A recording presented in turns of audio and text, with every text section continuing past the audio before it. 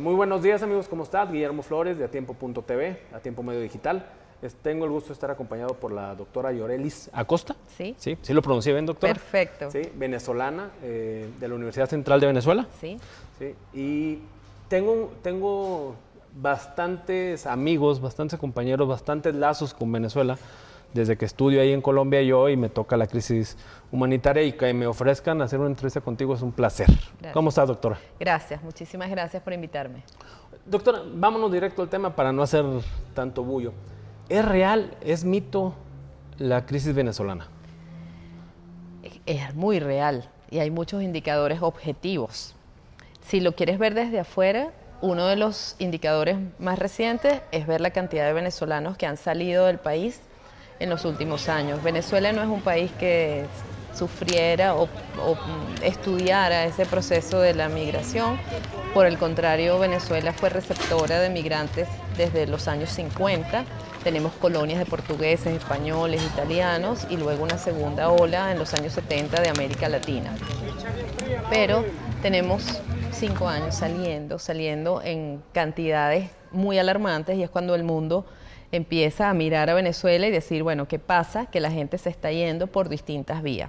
Los que tienen más dinero han salido por avión, los que tienen menos descubren que tú puedes llegar de Venezuela a Chile en bus y los más desesperados, los más vulnerables, los más pobres se van huyendo de una hiperinflación, por ejemplo, y pretenden llegar caminando. Con ellos yo estoy trabajando ahora porque son los más vulnerables, como lo digo. El que tiene más recursos es capaz de investigar a dónde voy, llevarte tus documentos, pero esta gente que se va caminando cree que puede llegar a Perú, que son 3.500 kilómetros desde la frontera con Cúcuta, donde tú has estado, y no conoce las dificultades geográficas o climáticas que se van a encontrar. Y humanamente no es posible que tú camines 3.500 kilómetros. Los caminantes, ¿no? Los caminantes, exactamente. Doctora, ¿qué es lo que hace que una familia, que un ser humano deje todo?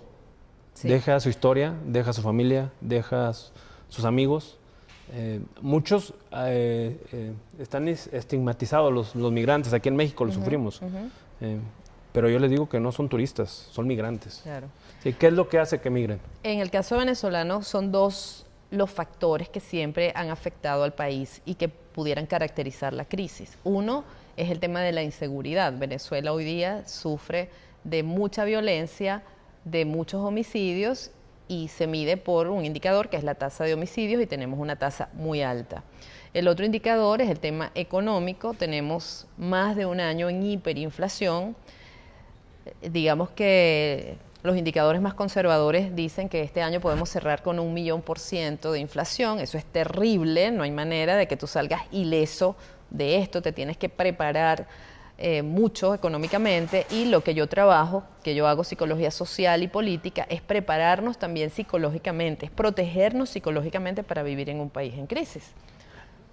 A ver, es que el tema de este 1.000.000 de inflación, yo creo que pocos son los ciudadanos que entienden qué es esto. No hay cosa que afecte más a la economía de un país, a la economía de un ciudadano que la inflación. Y al bolsillo. Sí. ¿No?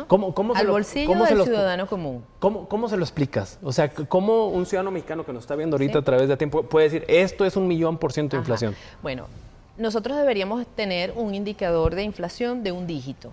Muchos países de América Latina tienen 2%, 3% anual. México anda en 4 o 5 anual ahorita. Un dígito, sí, ¿verdad? Claro. Ya tener 2 dígitos habla de una enfermedad económica, pero nosotros tenemos 7 dígitos, o sea, 1.000.000%. Eso quiere decir que en un año los huevos, piense señora que nos está viendo, ¿verdad? O estudiante. O sea, yo soy señora, ahorita en la mañana, son las 7 de la mañana, fui y compré una canasta de huevos y me costó... Pero hace un año eso costaba $1 y ahora usted lo va a multiplicar por 1.000.000. Hoy te va a costar 1.000.000 de pesos. Ok, cuando estuve en Cúcuta me tocó ver ahí obras de arte realizadas con papel moneda venezolano. Sí. ¿Por qué es esto? En los 2 últimos años hemos cambiado el cono monetario 2 veces, porque la hiperinflación se come todo. O sea, 1.000.000, ¿cómo llevas tú 1.000.000 de pesos a hacer mercado para comprar los huevos, pero además la carne, además, etcétera? Entonces, hace poco le quitaron 5 ceros a la moneda porque todo costaba miles.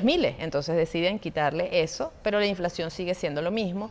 ¿Qué debería hacer el gobierno para compensar a los ciudadanos? Bueno, subir también el salario, pero el salario sube muy poquito y los productos suben mucho. Entonces, hablábamos de una crisis económica que asfixia, que golpea. No es posible que tú puedas vivir con eso. Se dice incluso en el mundo, la literatura decía que ningún país ha aguantado más de 3 meses de hiperinflación, solamente el caso de Nicaragua, que es el que está como referencia, pero hoy día no hay países que tengan hiperinflación, solamente Venezuela, y ya tenemos 1 año y medio en ese proceso donde todo sube, y aunque tú te prepares para hacer mercado, por ejemplo, y que cada vez que tú vayas las cosas van a costar lo mismo, los saltos son tan grandes que te van a desequilibrar el presupuesto y la mente también, porque ¿cómo te proteges para vivir en un país así? ¿Cómo cubres todos tus gastos? Oiga, doctora, ¿ya se acostumbraron a vivir así? No, definitivamente no. Uno de los, digamos que de mis proyectos de investigación es conflictividad medido por protestas, y las protestas en los últimos años cada año es mayor, a pesar de que la gente está sufriendo, la gente está agotada porque tenemos 20 años de pérdida de calidad de vida, y eso es así, eso hay indicadores objetivos. Los subjetivos, que son los que a mí me toca trabajar y ayudar sobre todo al ciudadano que se siente desanimado, agotado, y con lo que yo he llamado las emociones de la crisis. O sea, ¿cuáles son las emociones que palpitan, que te despiertas? ¿Con qué estado de ánimo? ¿Con alegría? No, definitivamente no. Eso no dice la cara del venezolano. La cara del venezolano dice que estamos preocupados, que estamos sufriendo, y con una crisis económica tal, también afectados muchos físicamente. Hay una pérdida de peso en los últimos años de 12 kilos promedio del venezolano. Entonces, por eso el más vulnerable, el más pobre, el que gana salario mínimo, no puedes vivir, no puedes cubrir tu canasta básica y te tienes que ir. Me gustaría tocar 2 temas más. Vámonos al tema político, que es tu especialidad. Bueno, una de tus especialidades. Gracias. Y el otro tema, las semejanzas de lo que está pasando aquí en México. Vámonos por el tema político. ¿Es real? ¿La oposición en Venezuela sí está trabajando? La gente, el tema de Guaidó, el tema del Congreso, ¿sí está trabajando la oposición? ¿Cómo está el gobierno de Maduro? ¿Qué está pasando? Sí, fíjate que tú me preguntabas que cómo se sentía el venezolano. El venezolano está en la calle, el venezolano protesta, a pesar del agotamiento que puede significar cubrir un día. Vivir un día en Venezuela realmente es agotador. Lo más sencillo se te hace complicado. Y lo mismo pasa en política. Los procedimientos tradicionales de la lucha política, de la confrontación o de la convivencia política no funcionan.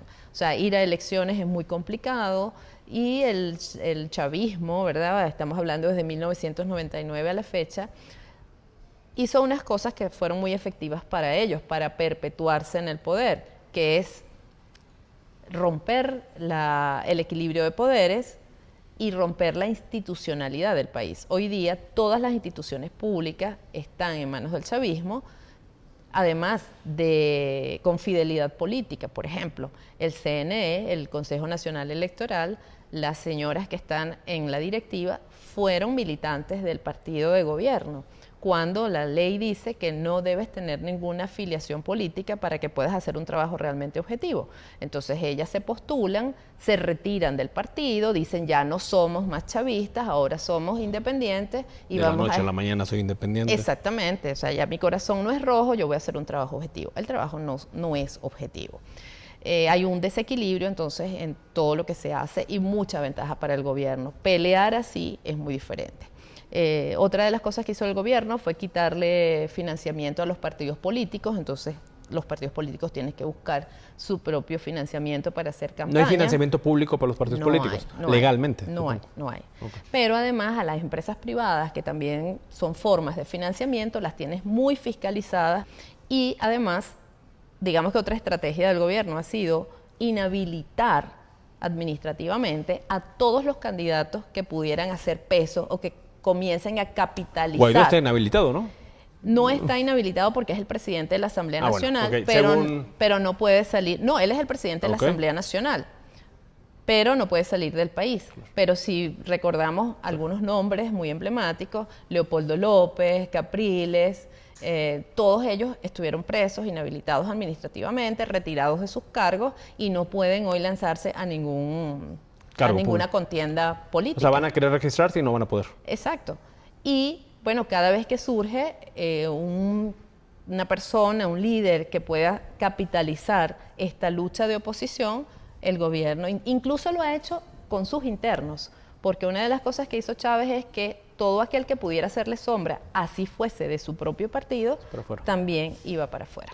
Ok, ¿cuál es la perspectiva? ¿Hacia dónde va Venezuela? Oye, yo todavía no tengo respuesta. Es una lucha que pareciera que caminamos en círculos, ¿no?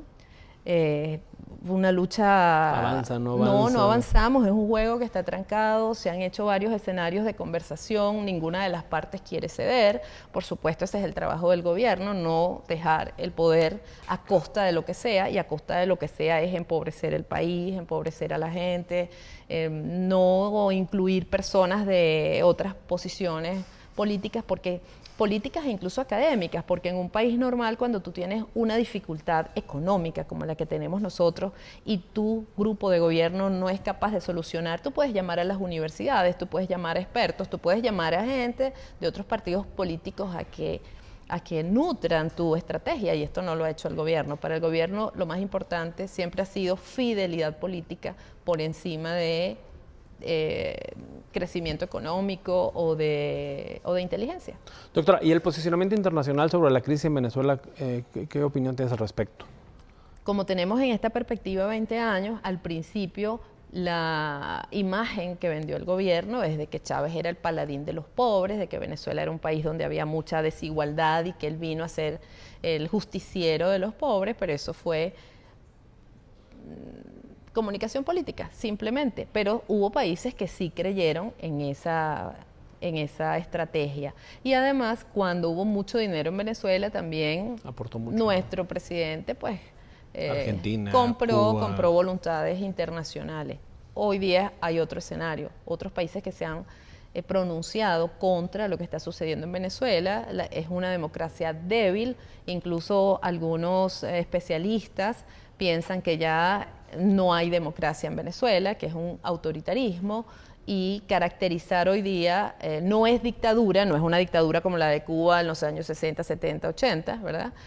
Pero el gobierno se vale de muchas estrategias para debilitar la democracia y quedarse en el poder. Como diría Santori, una dictadura moderna, ¿no? Sí, hay gente que dice que es una dictadura blanda, ¿no? Pero te apropias de las instituciones. Exactamente. Sí. No hay contrapesos. La razón por la cual yo estoy en México es porque vine al Congreso de Ciencia Política Latinoamericana y esos fueron uno de los temas de debate. Y si bien yo fui la única venezolana que logró llegar al Congreso, porque ¿quién tiene ahorros en Venezuela? Un profesor universitario, que las universidades públicas han sido además un dique de contención, de debate, de cuestionar las estrategias de gobierno.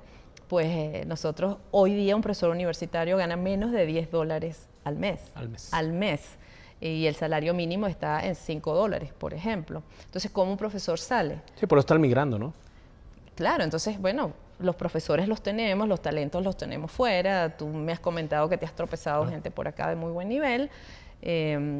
La Catedral de Notre Dame, que se incendió, el concurso para la restauración lo gana un arquitecto venezolano. O sea, tenemos gente muy talentosa, pero ¿cómo logro llegar? Bueno, trabajando muchísimo, teniendo 2, 3 trabajos, trabajando muy inteligentemente, ahorrando para venir al Congreso, porque para un académico es importante no solamente exponer tu trabajo, sino nutrirte de otros trabajos. Ok, doctora, tema internacional también. ¿Cómo observas el posicionamiento de México, del gobierno federal, al respecto de la crisis venezolana, que decidió bajo su argumento de la no intervención, no posicionarse al respecto de la crisis y buscar una solución pacífica de esto? Sí. ¿Cómo fue percibido eso? Sí.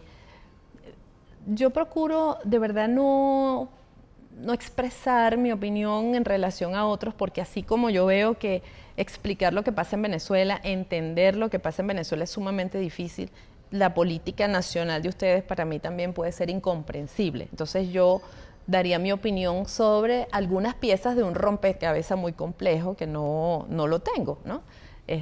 Procuro hablar de Venezuela que sí tengo mi rompecabezas completo y expresar, pero obviamente en este nuevo posicionamiento internacional, donde algunos países no reconocen a Maduro como presidente, tenemos algunas sanciones que, si bien afectan esta dinámica política, afectan también a los ciudadanos. O sea, salir hoy de Venezuela es sumamente complicado. No hay un vuelo directo a México, por ejemplo. No, es que volar por Panamá, ¿no? Por Panamá o por Colombia, no hay un vuelo directo a Estados Unidos. Yo ahora voy a Estados Unidos y me tuve que traer una carpeta pensando en todas las cosas que me van a preguntar como venezolana. ¿Cómo vas a cruzar? ¿En carretera? ¿Por carretera? No, voy por avión. Okay. Pero, bueno, mire, yo soy profesora universitaria. No vengo a quedarme. No vengo a quedarme, no quiero. Y además esa es otra de las cosas que yo quisiera resaltar. No todos los venezolanos se quieren ir del país. Algunos queremos seguir cuidando esos espacios, luchando por tu identidad, por el buen vivir, por la convivencia. Yo no quiero, por supuesto, que el chavismo se acabe, sino que tengamos una lucha justa, que fortalezcamos nuestras instituciones y la democracia, y cómo desde lo que yo sé hacer, que es desde mi formación, desde la universidad, podemos colaborar a ese buen vivir. Muy bien. Doctora, te agradezco mucho que te hayas tomado el tiempo de venir aquí a los estudios de Tiempo.